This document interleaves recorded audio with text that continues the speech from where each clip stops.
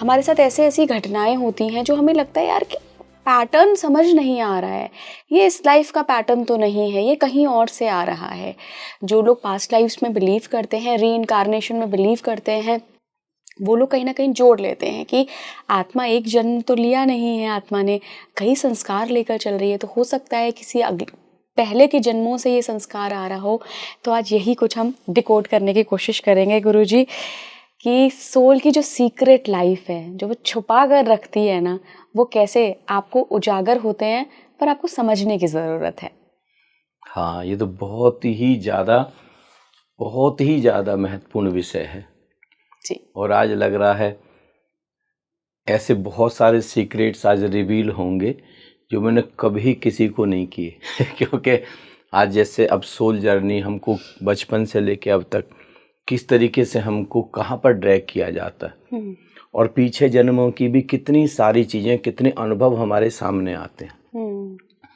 देखिए, मैं आपको अपने बचपन की घटना बताता हूँ। जब मैं मुश्किल से 4 साल का था तो मैं खेतों पर जाता था जैसे, और खेतों पर जा कर के जैसे मुझे नहीं पता था कि सूरज है और सूरज पर त्राटक होता है, लेकिन पता नहीं क्यों और कब किस घड़ी में मैंने सूरज को देखना शुरू कर दिया। और मुझे ये नहीं पता था कि सुबह के सूरज को देखना होता है, बाद में जब तेज हो गया तो उसको नहीं देखना होता।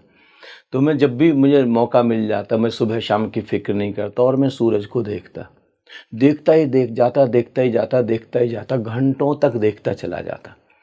और देखते देखते कितना ज़बरदस्त एक्सपीरियंस होता कि एक टनल बन जाती, ऐसे पूरी टनल ऐसे घूमना शुरू कर देती।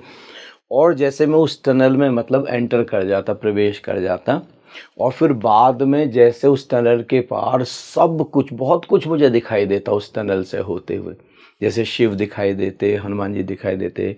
उस समय मुझे नहीं पता था कि ये गौतम बुद्ध हैं, ये महावीर हैं, ये नानक हैं, लेकिन बहुत सारी डिवाइन सोल्स दिखाई देती। और फिर बाद में जैसे ऐसे पूरा का पूरा एक इन्फिनिटी, जैसे बिल्कुल अनंतता आ जाती, और मैं एकदम से आंख बंद करता और चुपचाप बैठ जाता। घंटों में बैठा रहता। परिवार के लोग भी कहते कि तुम कहाँ चले गए थे, अब इतनी देर हो बाद आए हो। मुझे नहीं पता था कि ये इतना गहरा अनुभव है और ये समाधि का अनुभव है। और वो देखिए, पास्ट लाइफ में जब मैंने पास्ट लाइफ के सेशन खुद कराने शुरू किए, वो जो मैं देखता था वो टनल, वो टाइम टनल है। वो देखिए, वो जो, और सूरज को देखते वो जो टाइम टनल है, वो जो समय की सुरंग है, जिसके इस पार हमारा ये बर्थ है और उसके उस पार हमारे सारे बर्थ हैं, पूरा जब से हम एग्जिस्टेंस में हैं तब से। और वहाँ से, उस टाइम टनल से हम उस पूरे यूनिवर्स में एंटर कर सकते हैं। तो मुझे पता नहीं था, लेकिन शायद पिछले वर्ष में उस अनुभव से गुजरे थे और वो अनुभव अचानक देखिए साथ में आ गया। इस तरीके की बहुत सारी घटनाएं हर किसी को बचपन में होती हैं, लेकिन हम उनको समझ नहीं पाते। विशेष रूप से जिन अनुभवों से हम पिछले बहुत सारे जन्मों में गुजरे। जैसे अब कोई व्यक्ति मेडिटेशन से गुजरा है, अब जैसे देखिए स्वामी रामकृष्ण परमहंस के जीवन की घटना है जी। अब ऐसा तो नहीं कि कोई एक दिन में परमहंस हो जाएगा, कोई एक जन्म में ही रामकृष्ण हो जाएंगे। पीछे बहुत सारे बर्थ से वो साधना करते आ रहे होंगे। वो बिल्कुल छोटे बच्चे हैं और वो भी ऐसे, जैसे मैंने अपनी घटना बताई, वो ऐसे खेत पे जा रहे हैं और वो बिल्कुल एक झील है, एक तालाब गांव में जिसको हम पोखर कहते हैं ना, हाँ। तो उसके पास से गुजरते हैं और वहां पर बहुत सारे सैकड़ों बगुले बैठे हुए हैं, वो उसकी क्या कहते हैं, मछली के इंतजार में। ये तो बच्चे हैं, जैसे ही उनके पास में गए और सारे के सारे एकदम से उड़ गए। और ये सफेद बगुलों की एक बिल्कुल पूरी की पूरी कतार देख करके जैसे उनको कुछ अचानक हो गया। जैसे मैं अचानक थॉटलेस स्टेट में पहुंच जाता था, एकदम कहीं मन नहीं, उस समय मुझे नहीं पता चलता था कि ये मन नहीं। ऐसे ही रामकृष्ण परमहंस को हुआ, एकदम से वो एक थॉटलेस स्टेट में चले गए और वो वहीं पर गिर पड़े। घंटों तक वो उसी में रहे। गांव के लोग उनको उठा के ले गए तो लोगों को लगा कि बेहोश हो गए, जबकि उनको पहला समाधि का अनुभव हुआ। वो जब वो फुल फ्लैश जब एनलाइटेंड हुए तब उनको पता लगा कि ये मुझे समाधि का पहला अनुभव था। It was the first glimpse of समाधि। ऐसे ही जब मैं खुद एनलाइटेंड हुआ तब मुझे पता लगा कि ये जो मुझे अनुभव होते थे बचपन में और इतने सुंदर सुंदर एक्सपीरियंसेस होते थे, ये सब समाधि के, यूनिवर्स के बड़े से बड़े सीक्रेट्स में से। देखिए अभी जैसे जो मैंने आपको बताया ना सूरज के द्वारा, ये अनुभव तो ब्रह्मांड के इतने सुंदर अनुभवों में से एक अनुभव है जो रेयरली ही कभी कभी किसी को होता है। ऐसे ही मैं आपको एक और अपना एक्सपीरियंस शेयर करता हूँ। कहाँ से, देखिए कितने पुराने उससे आता है। हमारा एक दशहरी आम का बगीचा था। इधर वेस्टर्न यूपी में बहुत सारे आम के बगीचे हैं। तो मैं वहाँ पर जैसे ही स्कूल की छुट्टी होती या बहुत बचपन में जब स्कूल भी शुरू नहीं हुआ था तो मुझे बगीचे में रहने का बहुत शौक था, क्योंकि वहीं पर हमारी रहट चलती रहती थी। तो मैं आम के बगीचे में चला जाता और आम के बगीचे में ऊपर, सबसे ऊपर वाली डाली पर चढ़ जाता और वहीं पर बहुत बार लेट जाता। तो कितनी बार, सैकड़ों बार मुझे अनुभव हुआ जैसे पेड़ों के साथ जैसे मैं बिल्कुल एक हो गया, जैसे वृक्ष में और मुझ में कोई भी डिफरेंस, जैसे द्वैत मिट गया। वो सारा अनुभव समाज, जैसे मैं पेड़ को जैसे ऐसे हग करता और हग करते ही जैसे सब कुछ विदा हो जाता, सब कुछ मिट जाता और जैसे पेड़ मेरे साथ, अब मैं उसकी जैसे जैसे हमारी हार्ट बीट होती है ना, मैं ऐसे पेड़ की हार्ट बीट फील कर सकता था। मैं उसके भीतर के सारे इमोशंस को फील कर सकता था, जैसे सारे इमोशंस मुझको ट्रांसफ़र हो रहे हैं। वह चीज़ जो बचपन में हो रही थी, अगर मुझे कोई गाइड उस समय मिलता, कोई गाइड करने वाला मिलता, तो वही जो लुकमान हकीम ने किया था वह हो सकता था।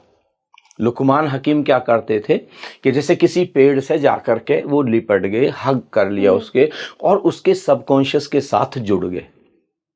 और सबकॉन्शियस से जुड़ करके जब दोनों का सबकॉन्शियस एक हो गया, कलेक्टिव सबकॉन्शियस, तो उसके बाद उस पेड़ से पूछते थे कि तुम्हारा फल किस बीमारी में काम आ सकता है, तुम्हारे पत्ते किस बीमारी में काम आ सकते हैं, तुम्हारी जो छाल है वो किस बीमारी में काम आ सकती है, और तुम्हारी जड़ें किस बीमारी में काम आ सकती है। ऐसे हमारे हकीमों ने, हमारे वैद्यों ने ऐसे बहुत सारी चीज़ों को खोजा और वो उनको एक गॉड गिफ्ट की तरह मिले। अब इसको हम डेवलप भी कर सकते हैं, इस चीज़ को हम। तो बचपन में इतने इतने सुंदर अनुभवों से मैं गुजरा हूँ, बहुत सारे अनुभवों से। देखिए अभी जैसे हमारे यहाँ पर जैसे वेस्टर्न यूपी में ईख होती, ईख गन्ना ना, तो ईख खो, और ईख जैसे खोदते थे, मक्का जैसे नराते थे, जैसे मक्का में जैसे घास वगैरह होती है ना, तो उसको खोदते हैं। और मैं पूरे दिन भर, तो गांव के लोग भी बहुत हैरान होते थे कि ये बच्चा कैसा है, ये मतलब भरी दोपहरी में कम से कम 4 घंटे के लिए सब लोग रेस्ट करते थे, 12 बजे से 4 बजे तक, और मैं वो भी रेस्ट नहीं करता था और रत्ती भर थकता ही नहीं था। जैसे कहीं कोई कॉस्मिक एनर्जी है जो काम कर रही अपने आप ही, वो कहाँ से रिसीव हो रही है मुझे तब नहीं पता था कि कॉस्मिक एनर्जी होती है, रिसीव होती है, और ये सीधे अगर रिसीव होनी शुरू हो जाए तो थकान नाम की कोई चीज़ नहीं होती। और मैं इतनी स्पीड से ही खोदता था कि 5 लोग भी उतना नहीं कर पाते थे जितना मैं अकेला कर लेता था, पसीने पसीने। और सबसे बड़ी जो अनुभव होता था उस समय, आपने एक नाम सुना होगा भारत पूरे सनातन में, दिव्य आनंद, डिवाइन ब्लिस। वो जो बेसिक एक्सपीरियंस है वो है डिवाइन टच का, दिव्य स्पर्श का।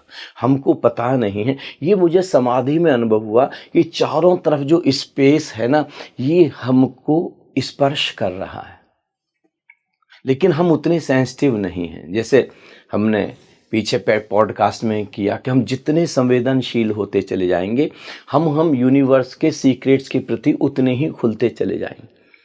तो अभी हम इतने ज़्यादा ऐसे सोए हुए हैं कि ये पूरी प्रकृति, ये पूरा का पूरा स्पेस, केवल हवा नहीं, हवा तो हमको टच करती है तो पता लगता है तेज चल रही है, लेकिन ये स्पेस टच कर रहा है, डिवाइन टच। जब आप इसको अनुभव कर पाते, अंदर का स्पेस भी छू रहा है, बाहर का स्पेस भी छू रहा है। और जब हम इसके प्रति जागते हैं तब इस डिवाइन टच को, ये यहाँ से उतरता है डिवाइन ब्लिस, तो इतना मैं आनंद से, इतने परम आनंद से, इतनी ऊर्जा से भर जाता और ऐसे लगता जैसे किसी ने चारों तरफ से मुझे अपनी बाहों में लिया हुआ है। और इतनी शीतलता, इतनी ज़्यादा शीतलता अनुभव होती, वो जो स्वेटिंग होती, जो पसीना, उसमें जब हवा लगती, इतनी शीतलता। ये मुझे अब आकर के जब समाधि में डूबना शुरू किया तब मुझे पता चला कि जो शीतलता का अनुभव है, ये जो उस समय मुझे फील होता था कॉस्मिक एनर्जी, और बिल्कुल जैसे शरीर के सबसे बड़ी चीज़ थी, आपने भी कभी ज़रूर अनुभव किया होगा, कितनी बार हमको ऐसा अनुभव होता है और हम उसको इग्नोर कर देते हैं, जैसे हवा जो आ रही है वो मेरे बदन के आर पार जा रही है। हाँ जी, है ना, हुआ है जी, ना? जी। हम ट्रांसपेरेंट हैं जैसे, हाँ हम उसको इग्नोर कर देते हैं। हैं। उस पर्टिकुलर टाइम में जैसे शरीर भी पूरी तरीके से पारदर्शी हो गया, एक मेम्ब्रेन की तरह हो। वो इतनी इटर्निटी का अनुभव है, वो शाश्वतता का अनुभव है, वो अमृत का अनुभव है, उसमें एक शीतलता है, उसमें एक गहन शांति है। उस सब को हम उस समय भुला देते हैं। ये जो अस्तित्व है बचपन में, विशेष रूप से अगर आपने पीछे जरा सी भी साधना की है, अपने सारे अनुभवों से हमको गुजारता ये अस्तित्व, सारे अनुभवों से। अब कभी भी देख लीजिए, हम सबको वो अनुभव बचपन में हुए ही हैं।